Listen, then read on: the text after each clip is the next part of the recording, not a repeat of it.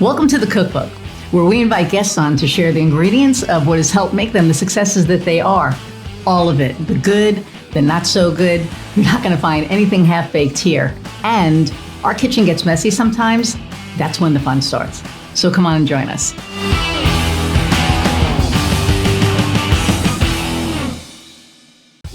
Hey everybody, and welcome to another episode of The Cookbook. I'm your host, Iris Goldfeder, and I am super excited about my guest today. She's been on before, and she's one of my favorite people because she has a way of reeling me in if I go too deep. So my rabbit holes that I go down. But anyway, I'm going to read her bio and bring her on. Okay, so Dr. Carey is a speaker, author, and psychologist, fondly known as the Sensible Psychologist. She works with teams, corporate audiences, and dedicated individuals, helping them learn how to skillfully navigate life's inevitable ups and downs. After 22 years in private practice, Dr. Carey brings the latest developments in psychology with easy-to-implement strategies to empower change, improve productivity, and decrease conflict, which we need right now. For reals. On a personal note, Dr. Carey works on her own program to create a life she really enjoys, and that is so important. One of her favorite pastimes is baking muffins.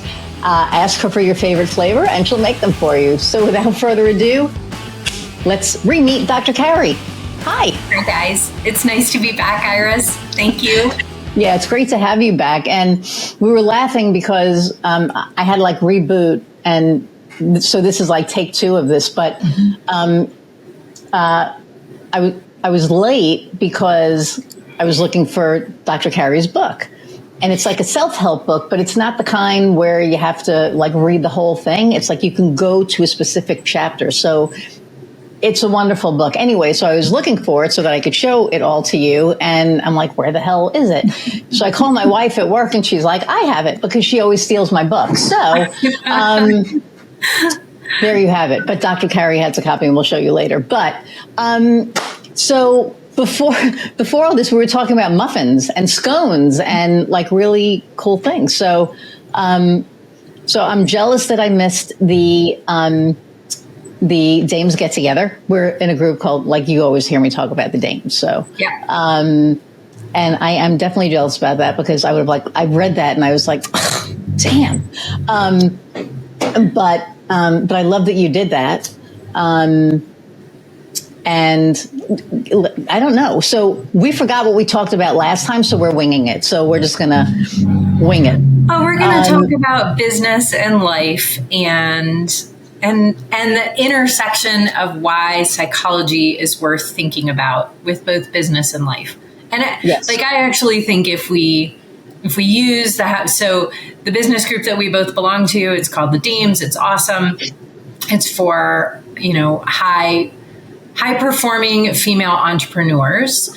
And it just is a great place to get together and enjoy each other's company and also talk shop.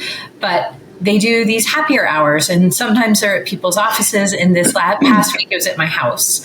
And since this is the Cookbook podcast, I can share that I was asked to make a savory scone, and we made bacon cheddar scone bites. So when Iris comes to Colorado the next time, she gets to pick her flavor, and she can update everybody on the podcast about what she picked.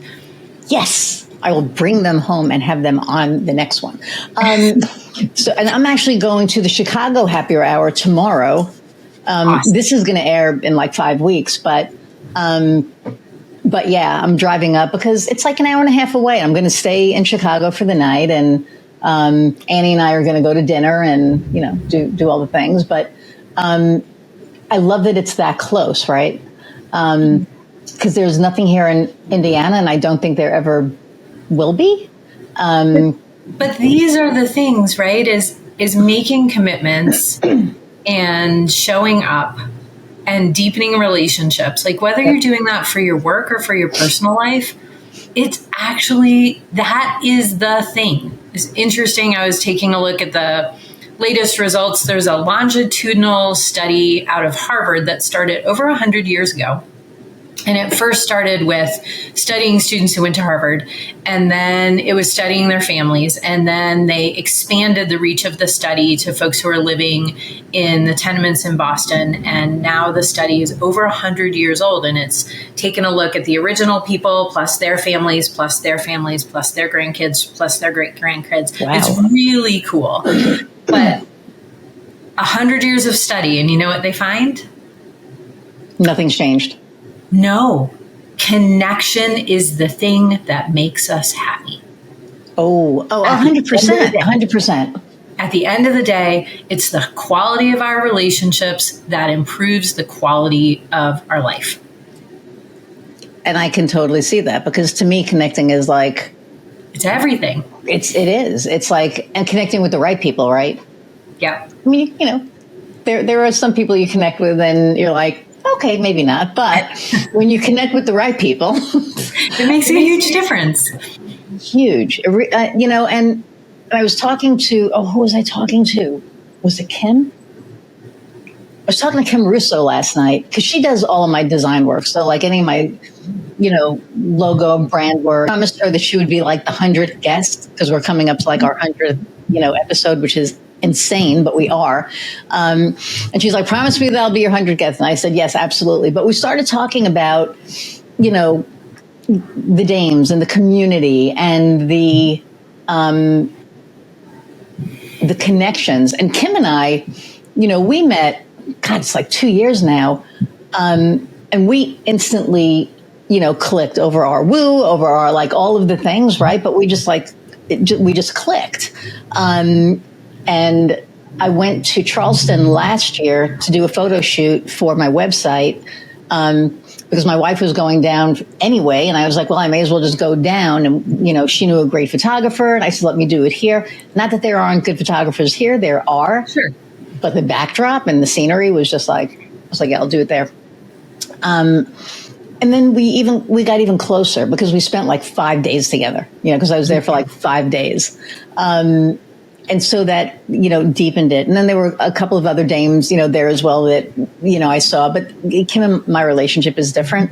But we were talking about that. And then we were talking about I was talking to somebody today about the big energy. So the conference that we go to, the Funference, right? I went for the first time last year. And when you put all of these powerhouse women under one roof, and it's like 100 women who are badass business owners, they're just badass, right? We're all just badass in our own way. And you have all of that energy under one roof. It is a lot. I mean, me, Ms. Extrovert, had to go to my room. I consider myself pretty extroverted, and I had to take really deliberate breaks. Yeah. And then I would take a break and take a break solo. Oftentimes at a conference, I'll take a break with a friend. Mm-hmm. This was like, no, take a break solo. Get my feet back under me, and then head back in. And I do think that this is important, right? This notion of relationships and the quality of relationships. It's not just for extroverts. It's actually for introverts too. Mm-hmm. Right? Yes. Whether you're introverted or extroverted, the quality of your relationships, and typically the quality of your relationships is based on how well do you communicate? How well do you set boundaries, right? Like, how much can you share interests with people, and how clear can you be on what your values are, so that then it's easy to meet other people and be like, oh my gosh, they're interested in the same thing, or they value the same thing. And then it makes the relationship easier. But so this is true for introverts and for the extroverts, not just the extroverts. But as an extrovert, is it doing it again? It's doing it again. As an extrovert, it throws me. Right, because I've never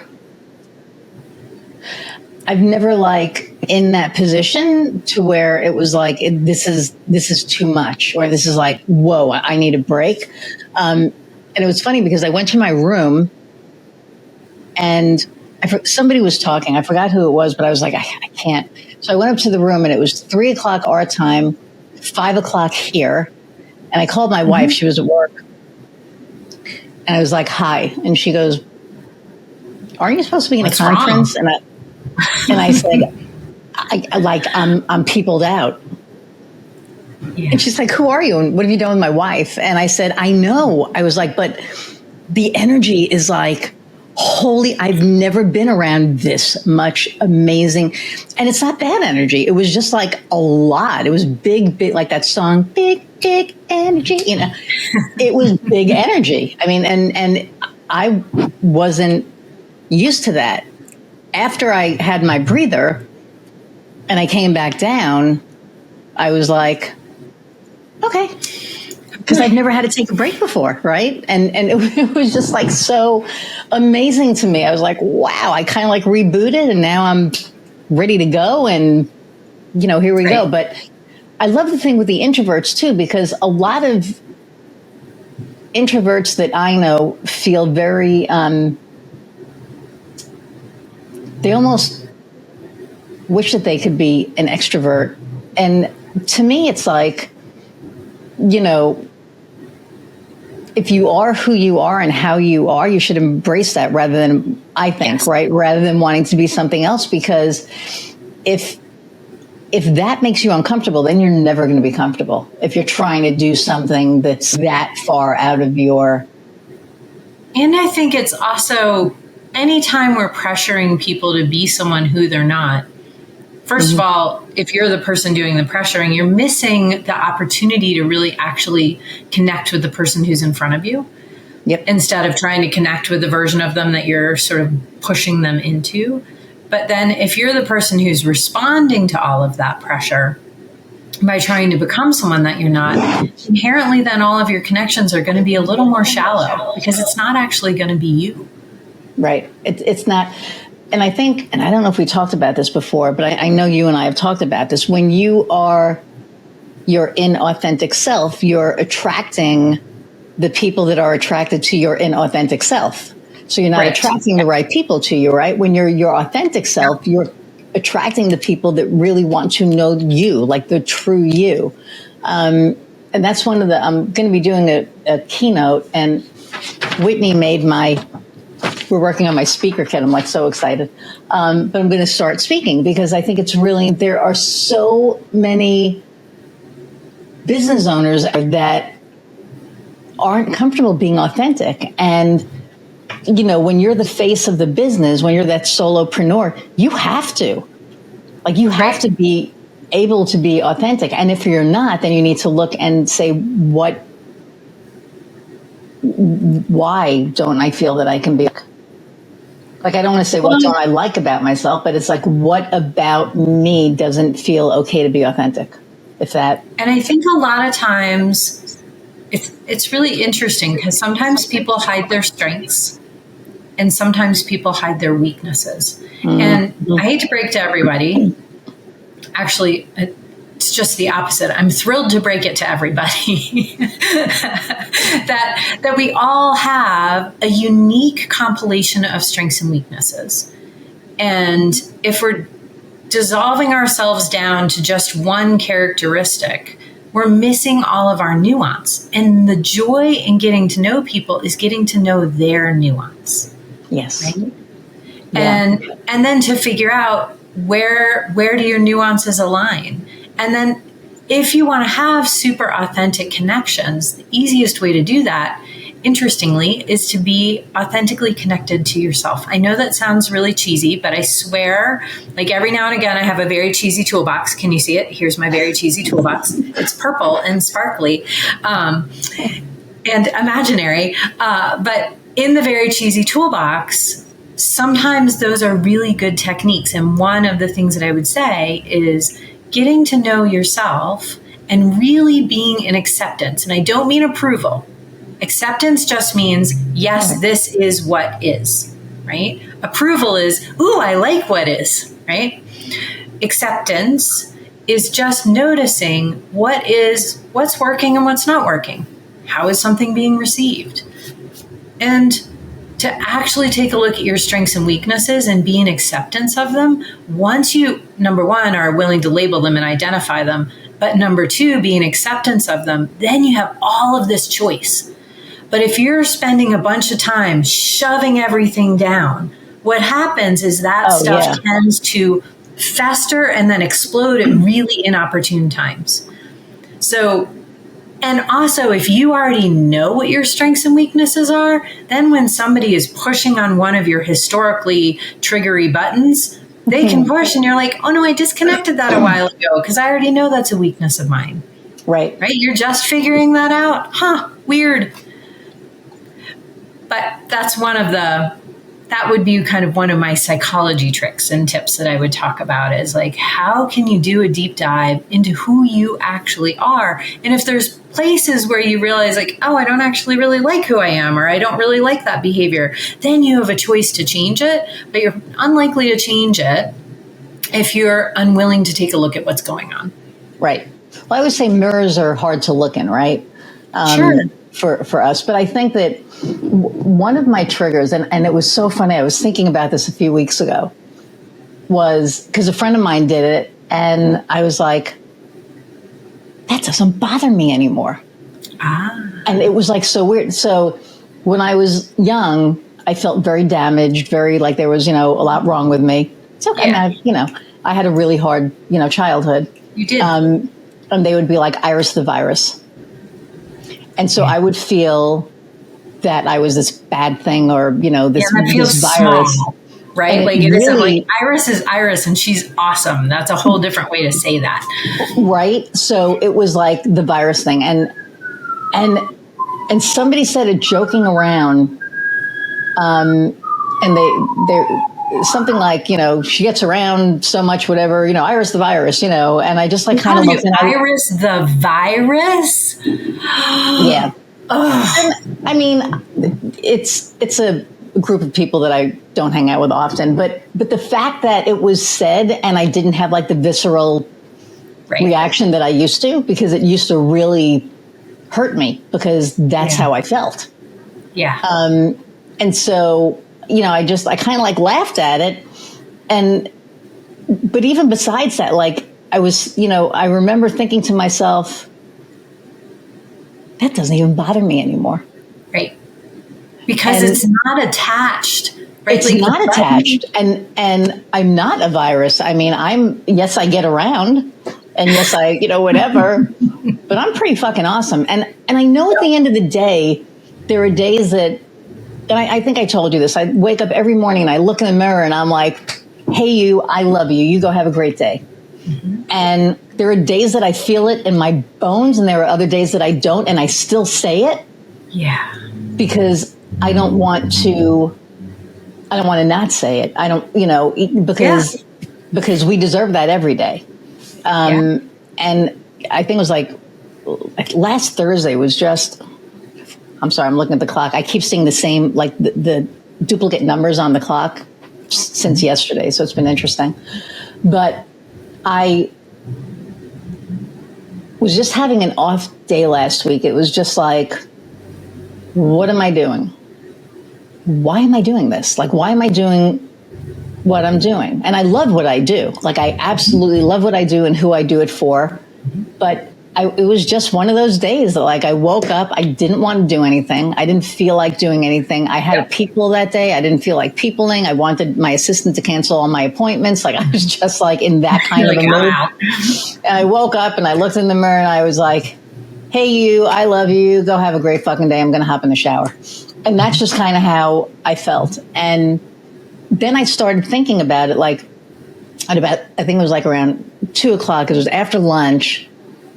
And I was like, why am I doing what I'm doing? And it was like, because I love my clients. Yeah.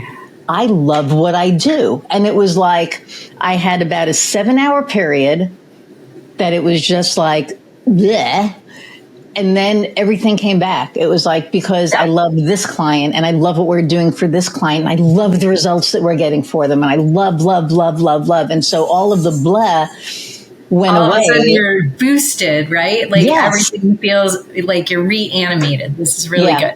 It was like totally like a reboot. And I was like, okay, that was pretty cool. I can wake up like that. And if it ends up like this, I'm fine, with that, because we're going to have days, right? Go And ahead. I think that that's one of the things that I talk about all the time.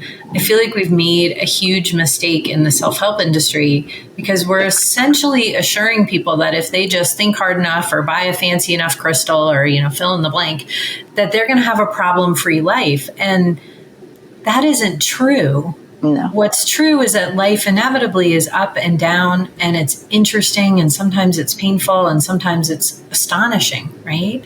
And our job, my opinion, our job is to show up and enjoy the life that we have and work with what we have, both those strengths and those weaknesses, work with what we have and just take even one step further, right?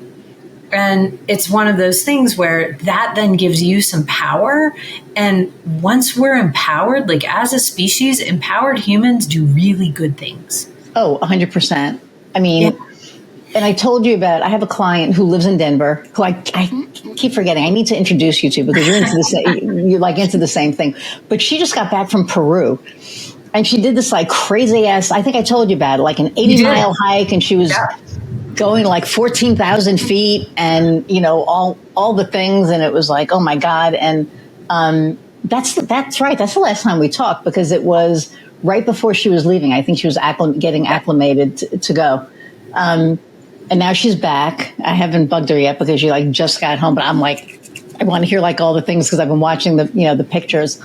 But she's somebody who just embraces life, and she has this amazing work-life balance that she has created because, it's her business and she, does whatever and she has a certain goal that she wants to hit and we're helping her hit that goal. Yep. And, to me, it's like, that's the favorite part of my job, knowing that our efforts are going to help her to be able to do her thing that she wants to do, right? She's doing that because of her, I'm not taking all the credit. She's amazing. She's an amazing coach. She's an amazing speaker. She's an amazing human. But to be able to play a part in, helping her be able to do that, to me, that's like the best part of my job. I had to do a 3-minute talk at Indiana's local AWBO. It's like NAWBO, but cut down to a local thing. And I had to talk about what I do in 3 minutes. Oh, can it be done? There's video. I did it, which was amazing because I was like, how am I gonna? Because I had a little presentation, and I was like, and somebody said, just be you and tell a story, and I was like, in 3 minutes, have you met me? But I did it. But one of the things that changed the trajectory of how I do, of the lens that I see things through, I guess, is, I think it was like 3-4 years ago, like locally, I always, drop off holiday presents, right? Sure. And I was dropping off a present, and one of my clients, that I was dropping off for said, wait a minute, I have something for you. I was like, you didn't have to get me anything. And he was like, no, I did. So he comes out with this like ginormous basket. It was like one of the biggest baskets I've ever seen with like all of this stuff in it. And I was like, you did not have to do that. And he said, I did because I want you to understand that what you do isn't lost on me. Oh. And I said, thank you, but what do you mean? And he said, it's not lost on me that, in part of what you do, my guys get to put food on their tables. Right. Yeah. And it was just like, shit, right? Yeah, like it's a hard toucher. Thank you, so much. And then I got in the car and I went, fuck, that's like a lot of responsibility, right? Like, it was just like, oh my God, that's so much. My first thought was like, it's so much responsibility. But then it was like, what we do matters. As marketers, what we do matters. So not that I never thought that it mattered, but for me, it was like they needed help. We built a website, we did SEO. Mm-hmm. We made sure that their business grew, but that added another layer onto their business growing. Yeah. And so I view things from a completely different lens than I did before that. And I take what I do very seriously, and I don't look like, I don't just work with anybody because of that, because, it's a huge responsibility. Yes, I'm getting paid for it, but it's still a huge responsibility. And if I don't think that I can help somebody, I'm not going to work with them. Right. Because I'm doing a disservice to them and a disservice to myself. So, and that's that going back to what we were talking about a few minutes ago. It's getting clear about what you're good at and getting clear about what isn't your preference and maybe even what you aren't good at, right? We were talking off air about our strengths, and you can sing and I am tone deaf. And understanding this means that I sing alone by myself in my car. I don't torment people with my voice. But see, that's the thing. It's like, you can sing. You may see, and I tell this to so many people. They're like, oh, like my wife is like, I can't sing. I'm like, everybody can sing. No, Iris, I actually cannot sing in tune, I guess is a better way to put it. I can't tell when I'm out of tune. Gotcha. But what's fun about it, right, is you can come into town in October and ask me for muffins and I'll make you your favorite flavor, right? Yeah. And if you want to go to karaoke, I'll go with you and I'll be entertaining, but I will not, and that's fine. But I will enjoy the heck out of you singing. And this is the thing, is letting people be good at what they're good at and letting yourself be good at what you're good at and not being afraid to say like, oh, maybe I'm not quite as good at that. And then it's also, it's looking at the stories that we tell ourselves and that we tell other people. So this week, actually, I'm sending out this mid-year habits workbook to my clients. I'm happy to send it to your folks if anybody wants. They can. You'll put my contact info at the end of this, and absolutely. They can just shoot me an email whenever, and I'll send you the workbook. It's short, it's easy, it's helpful. But I was checking myself because I was like, well, how am I doing on my habits? Right? So this isn't just a pointy finger conversation about what you should be doing with your habits. Like, hey, let's take a peek. So I took a peek and I had been telling myself the story that I was out of time to meditate. I didn't have any time to meditate. Now, this is something that's really important to me. It's important to my values. I think it's important for my brain. I also think it's important for me not to be hypocritical. And so when I'm telling my clients to be more mindful, I should probably be setting aside some mindfulness time for myself, right? All these things.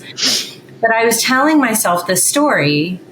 I don't have time, especially in the mornings, to do that. Except for then I actually slowed down and took a look at my habits. And what was I doing in the morning? I was getting on my phone. I was checking my news feed. I was reading advice columns. I really do think Dear Abby is really very fun. From a psychology point of view, it's fun for me. But so you're reading Dear Abby? I'm reading Dear Abby. That's amazing, because that was like, I remember when she was alive and she was actually writing them. Kind of crazy, right? And now there's a couple of different. It's actually Dear Abby writing it. I thought she passed away. I don't know if it's the same one. I think it's maybe her daughter or something. Anyway, it's got to be, because I remember she died. Wow. Yeah. Okay, we'll have to talk about that. She was like 100 years old, like 100 years ago. Yeah. Yeah. Wow. But so I'm reading my news feed. I'm essentially sunk into my phone. Mm-hmm. That's not really a great way to start your day, right? And I was realizing, I was sort of tracking how much time I was wasting in the morning, pressing snooze, being on my news feed, doing silly things like reading advice columns, right? It was about 22 minutes. I only need about 10 minutes to meditate. So this story that I've been telling myself, I don't have time, is actually not true. And now here's the big trick. So there's a judgment path I could have gone down, and there's an assessment path, which is what I'm going to encourage people to go down. The judgment path is, I'm so ridiculous. I can't believe I'm doing this. I should know better, right? Judgment, bad, bad, bad. Assessment is, here's how I'm spending my mornings. Is this working for me? Does this make me feel proud of myself? Does this help me move towards the type of day I want to create? Does this resonate? Is this in alignment with who I want to be? And the answer was, no, not so much. So interesting. I went on my phone. I disconnected my newsfeed. Wow. And I feel pretty great about it. And instead, I set my alarm for a little bit earlier, because I am acknowledging the reality of how long it takes me to wake up. It takes me a little longer these days than it did when I was, say, 20. I have a softer start in the morning. And I set my alarm a little earlier. My side hurts. I'm going to get a little slower. I'm going to roll over on this side for a minute just to stretch. Yeah. Okay. And now I get up and I helped myself, right? Like, so a piece of this isn't just muscling through. Because if I was trying to muscle through and my newsfeed was actually still present on my phone, I would just get hooked back in, right? So disconnecting it from my phone changes my approach. Now I'm still informed about the world. I have my other sources and all that, but I'm not hooked into essentially garbage content first thing in the morning. Wow, that's and instead not a bad idea. Yeah, setting up my days, and I'm taking a couple of minutes to be mindful, to write out what I'm grateful for, and to write out my priorities for the day. And holy cow, does it set my day up differently? It's really pretty cool. Interesting. Yeah. And to enable it to happen, I also set an alarm at night for when I need to get off the couch and go to bed. So again, like, it's not cheating to use shortcuts. Please use shortcuts. Use the technology of our phone for good, to help yourself, and check yourself on things that you're doing that you've gotten sucked into just because. Right? Interesting. Yeah. So these days, we always used to talk about peer pressure when you and I were growing up, but these days our pressures are actually often external sources that we aren't even necessarily aware are pressuring us into behaving in certain ways. And I hear you say that. And so my morning routine, it's so funny because I'm not a journaler. Mm-hmm. So my friend Nina and I write these like 3 things we're grateful for every morning. So we have like a little thread going, and I was slacking on it for a while, but I started again this morning. But for me in the morning, and my mindfulness coach is like, you could be meditating. I'm like, I know, but I need my brain to go. So like the first thing I do is there are these New York Times games. Mm-hmm. So it's connections and Wordle and the mini thing that I do with a friend of mine. We do this every morning together. Yeah. And then I'll do, there's this new thing called Strands. And because for me, it's like, I want to keep my brain, I want to get my brain going first thing in the morning. Yes. Yeah. My aunt is like in a memory unit. Mm-hmm. And that scares the shit out of me. So for me, it's like first thing I wake up, right? So for me, that's my thing. I'm going to take care of my brain first thing in the morning. 100%. I'm going to get that going. And then, so I had mindfulness today. I go to mindfulness once a week. So I know for sure I'm going to meditate at least once a week. Mm-hmm. And in the nice weather, I get to walk outside barefoot. My wife will not walk barefoot. I'm like, you need to connect to the earth. She's like, ugh, I can't. It's like she'll walk on sand. She won't walk on grass. It's like the funniest thing. And I love walking on grass. To me, it's just, I feel so connected to everything. Your wife and I share that. I will walk on sand, but you cannot make me walk on grass. Do not make me. My husband, on the other hand, is like, walking on grass is so good for you. It's so grounding. It's so amazing. Yeah. I'm like, nope, I like sand. That's so funny. You two need to meet one of these days. But so I walk out here, and we have the forest back here. So as I'm walking, I'm looking at what I'm connecting to. Yeah. And it's really. Did you see the movie Avatar? Yeah. So beautiful. The Na'vi and how everything is connected in the tree of life, and everything is. Yep. That's how I feel. Like I know in my heart that we're all connected. Yeah. We are all connected through these invisible, like energetic lines, right? Yeah, like lines, right? Like these fields and these circuits. That's what I'm looking for, right? So there's this energetic circuit that we're all connected to, and when I'm out here and I get to look at this because I can't do it in the winter, it's too cold to walk out there barefoot, but I get to do that, and I get to outside watch the hummingbirds come to the hummingbird feeder and watch the cardinals go to their nest, and it's like this amazing, like I've always been very drawn to nature, like that's always been, but I'm not a hiker. But doesn't it just open you up? Right? 100%. 100%. It's interesting how many invitations we're getting these days to contract, right? To be against people, to be against some opinion, to be outraged, right? Like we have all of these invitations to contract and to shove people away. And interestingly, we feel better, like as a whole species, when we open up. Right. And when you connect. Yeah. And it's like we're all, I don't want to get political, but I'm not going to get political. But I just feel that it says I'm offline, you froze. Uh-oh. And now I'm back online. Okay. You're back. You froze for a sec. Yeah, I've been having so many technical issues, and they sent me a new modem, and I'm going to have a conversation with them on some stuff. But anyway, I think that edit all that, right? It's easy. You can edit all that.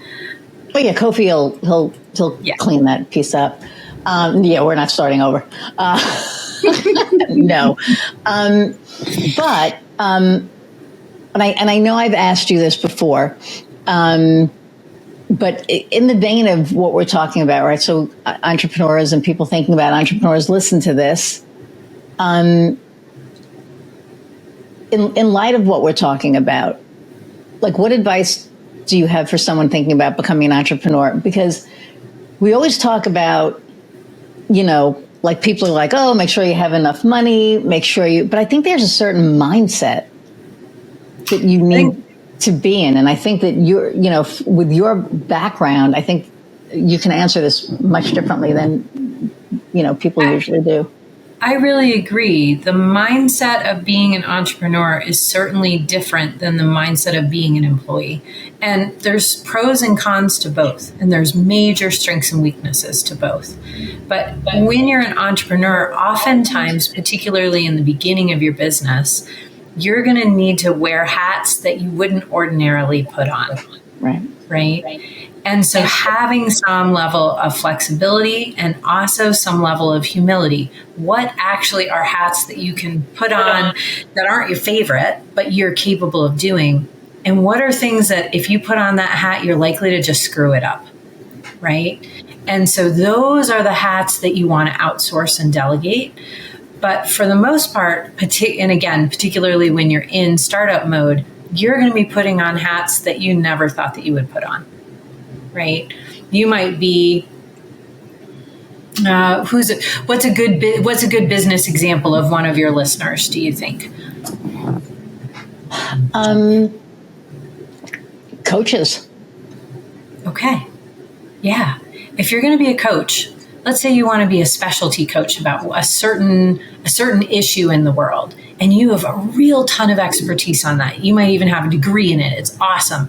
And you're also going to need to be the marketer. You're going to need to be the bookkeeper. You're going to need to be the person who negotiates a lease. You might need to be the person who figures out your PR, puts together your speaker kit, all of those things that most likely you don't have any knowledge about. You have this lovely specialized knowledge and you can really help people in this, but you're going to have about, if you think of yourself as you have a 1-lane road and you've got this dialed, you're going to have an 11-lane San Diego freeway that you're going to need to cover.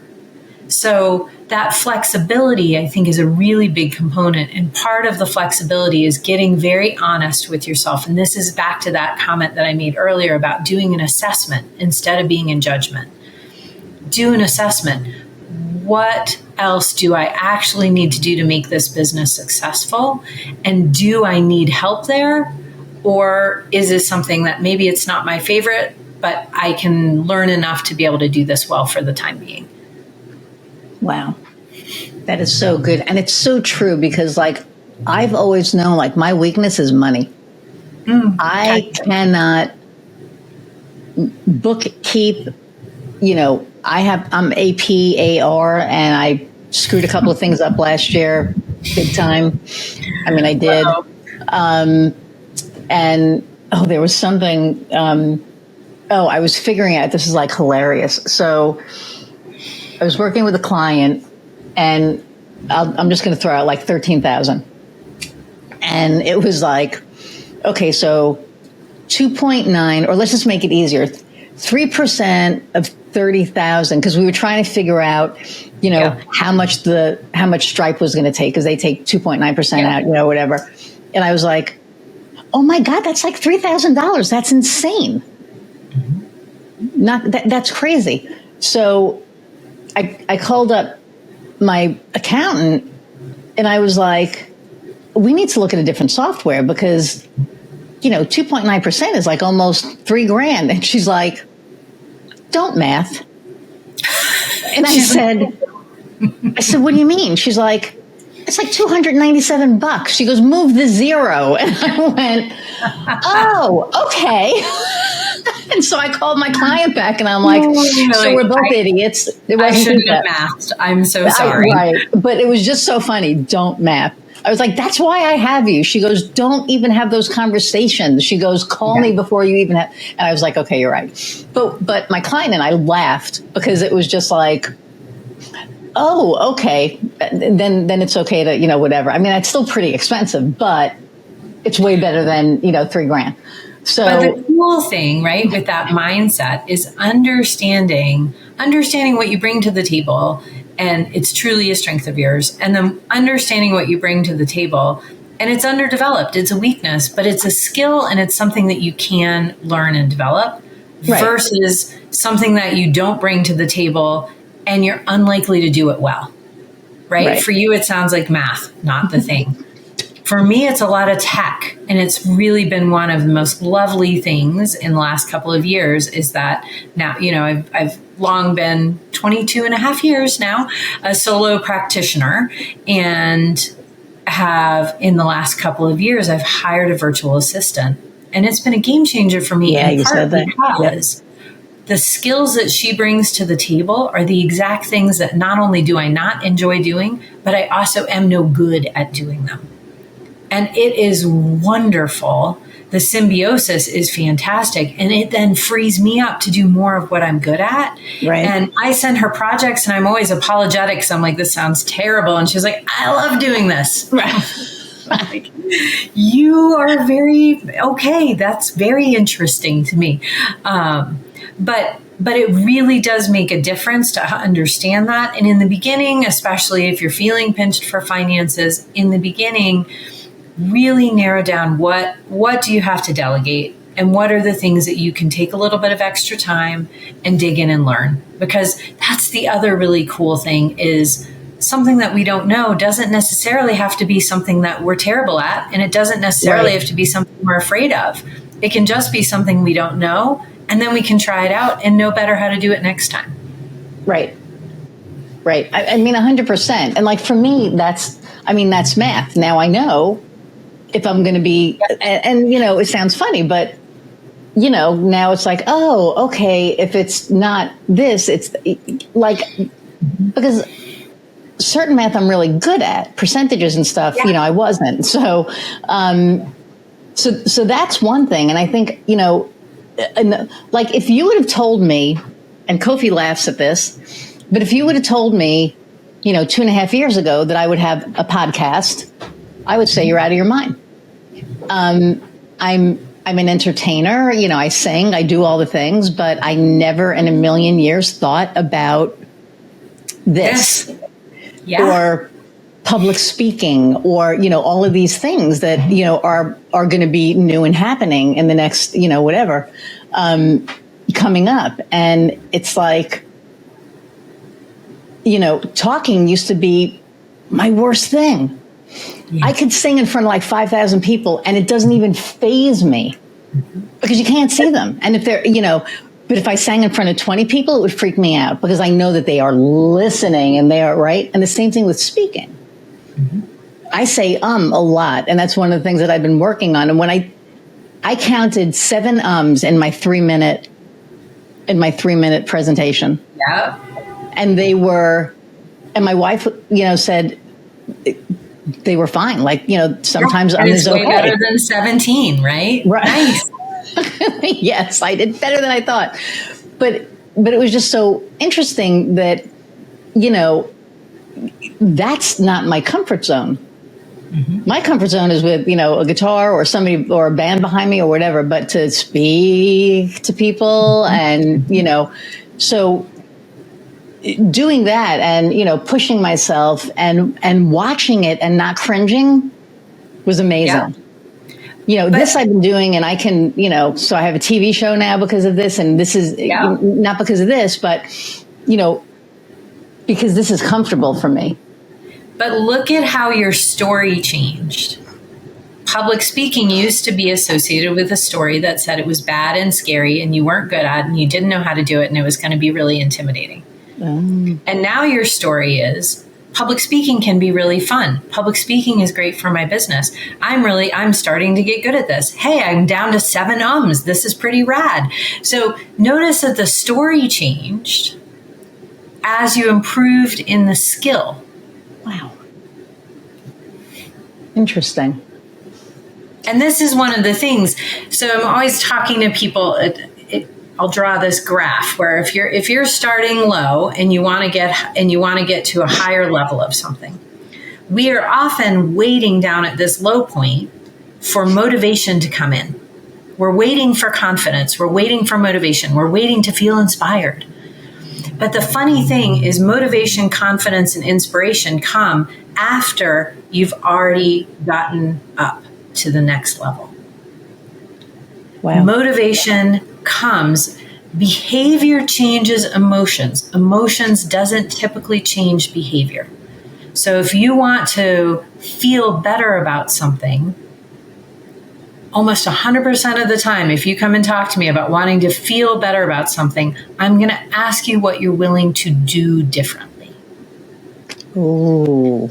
Because action is the thing that creates the emotion that you wish to see. If we're waiting and waiting and waiting for the emotion to come to, sort of lift us up so that then we can go to the next level, you're going to be waiting a really long time because that isn't how it happens. But here's the super cool thing, Iris. It only takes a few minutes. You don't have to get to total mastery over years at a time.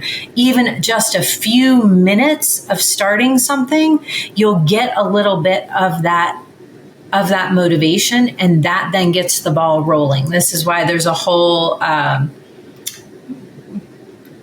energy management system that's like, I think it's called like the 5 or something like that, but it's essentially, I think it's called like the 5-minute solution, I think is maybe even the name of a book about this. But at the end of the day, the summary is the thing you're really afraid of, set a timer, start 5 minutes on it. Wow. And then that 5 minutes almost always turns into 15, which can turn into 50, which can turn into 5 months, right?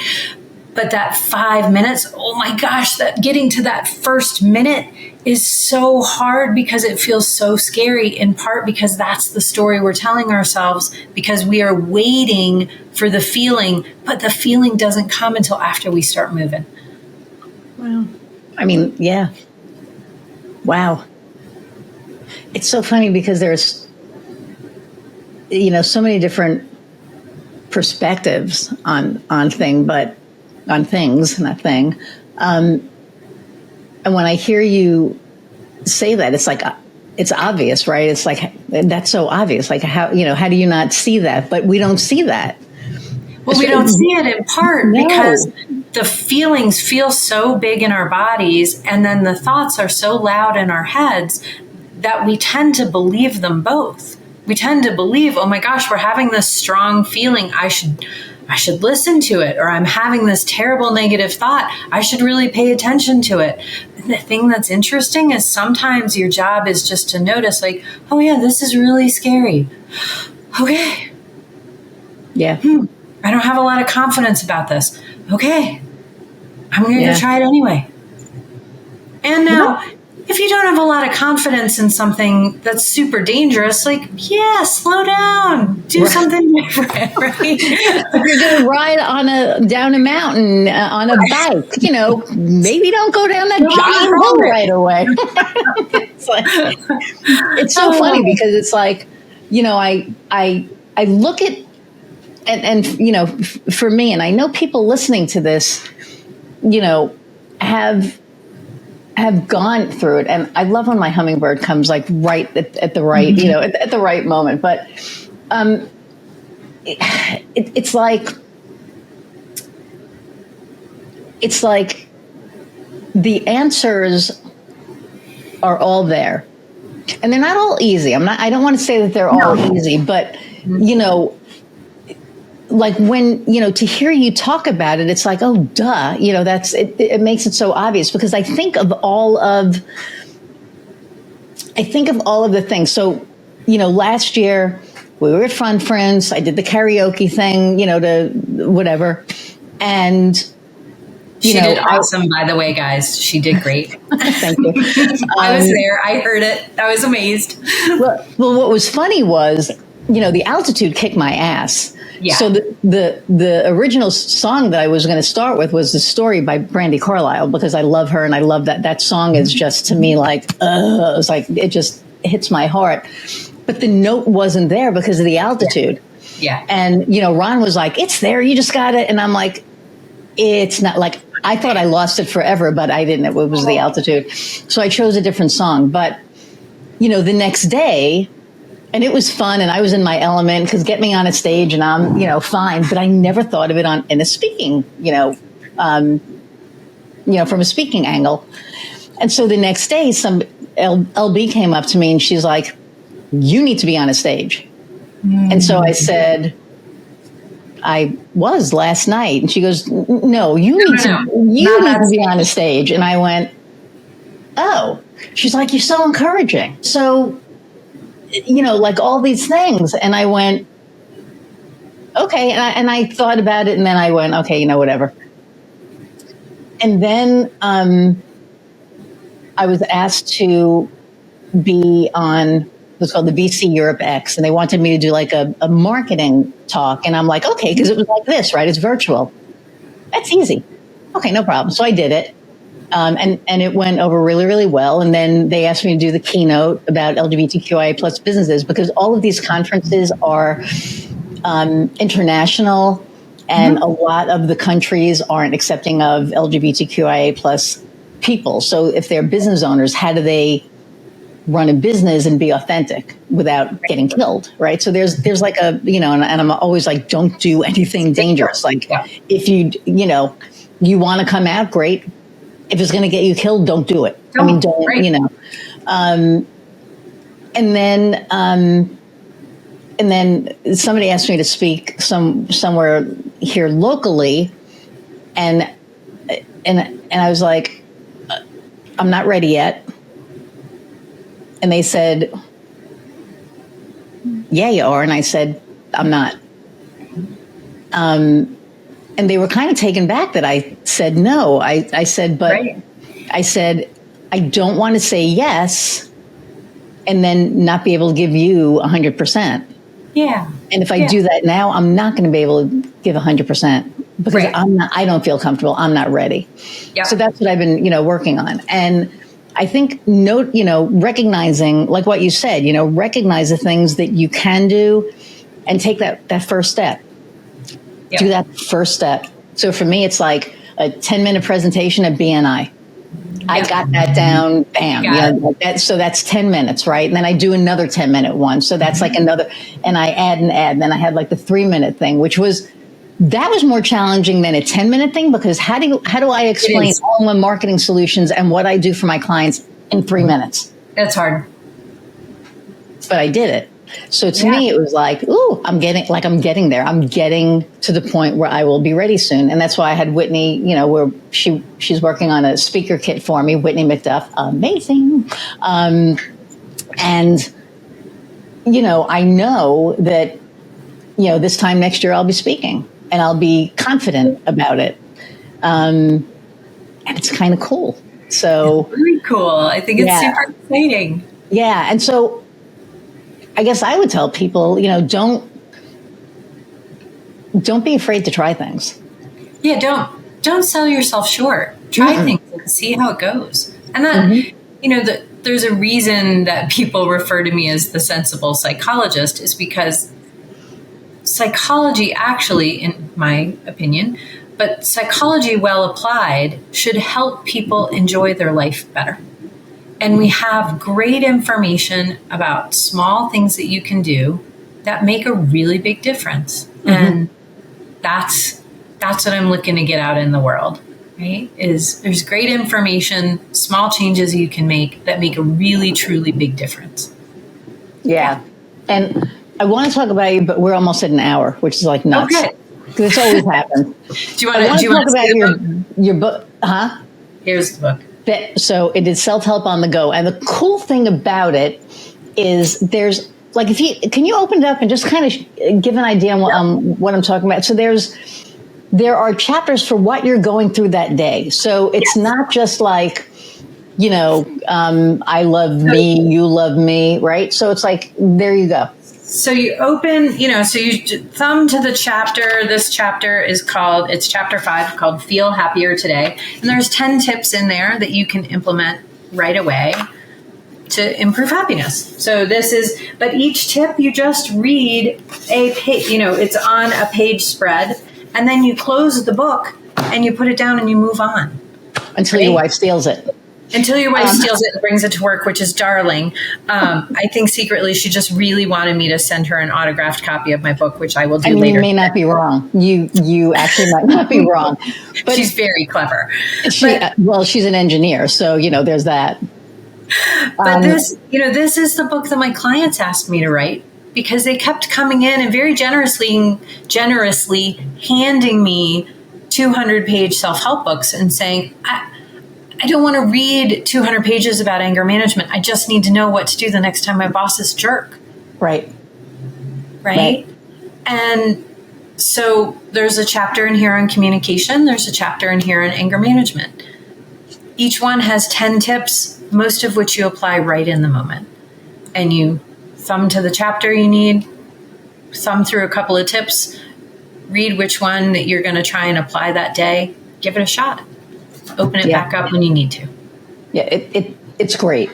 And I, although like the last couple of times I've reached for it, it hasn't been here. But when you and I first met last year, and you sent me the book and I started thumbing through it, I was like, this is amazing. Because it's not, when you get those, what was like the one in the 70s was like, I love me, you love me, or something. It was one of those, and I read, I can't tell you how many, self-help books that they didn't help. But anyway, and I remember looking at your book and just looking at all the different, chapters per se and going, this is like amazing because there's something for everything. There's something for every pretty much emotion that you're going to go through. And that is the goal. And there are 10 tips that you can right there implement and you feel better. You just feel better. And I think that, so everyone needs to get it. So we'll scroll the link when this thing goes live and everything. We'll put it in the show notes and stuff. And but you're just, you're amazing. I love your outlook. Thank you. On things. And you have a very positive, non-judgmental, sensible outlook on things. I'm judgy. We already know that. Like I'm working on it. although I'm having a hard time right now, but there are certain things I'm really, really, really working on. And I don't mean judging people, well, politicians maybe, but not like, regular people. Like I don't look at people and judge them like that. I'm more of a political judger. So, well, I'm really motivated to enjoy my life. I also feel like my sort of best self is I'm a sunny side up kind of person. And so anytime I start feeling a ton of weight, and that's easy to feel with some of the work that I do. I've done a long time work with anxiety and trauma, and people have been through really bad things, right? And and that's true for all of us. But I really do hold hope both for myself and for other people and for the world, and I feel like that's a nice way to show up in the world. So how I try to help people is also how I try to live my life. So yeah, that's me. It's fun. That's awesome. I can't wait to hug you in 3 months. I know. I'm really excited. So 3 months. I know. And to have like muffins or scones or something. I don't know. We'll see. We'll see whatever it is. Thank you for taking today and putting up with all of the glitches that keep happening. Last question I ask everybody, is what lights your fire? What lights my fire is actually enjoying the world. So my current favorite thing is hiking and being outside and nature, and it totally lights me up. So that is awesome. That and helping people figure out what lights their fire. That's where Self-Help on the Go came from. It's just, how can I want to enjoy my life. I want you to enjoy yours. And if I can help you do that, that's really exciting to me. You are one of my favorite people for a reason. So thank you. Where can people find you? Selfhelponthego.com is my website, and that links both to my therapy site and to my speaking site, selfhelponthego.com. Okay, cool. And she is on a million other podcasts too. I'm not going to be greedy and just say, whatever, but she is, you can find her, and she's amazing. To all of you out there, thank you for hanging in an hour plus.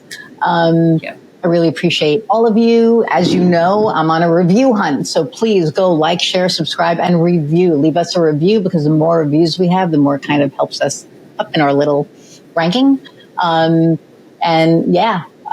hope you got a lot out of this episode. Go get Dr. Carey's book. You can get it on Amazon. I promise you, it will change. It will change you, because there are